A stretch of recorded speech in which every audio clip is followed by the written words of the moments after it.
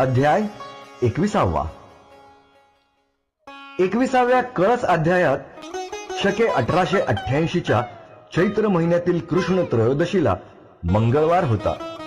त्या दिवशी चौथ्या प्रहरी चित्त एकाग्र करून स्वामी महाराज निजरूपी निमग्न झाले. महाराजांनी देह त्याग केल्याचे समजताच सेवक भक्तगणच नव्हे तर अवघी अक्कलकोट नगरी शोकसागरात बुडून गेली होती. स्वामी समर्थांच्या वास्तव्याने पुनीत झालेल्या अक्कलकोट मधील घराघरात दुःखाची सावली पसरली होती.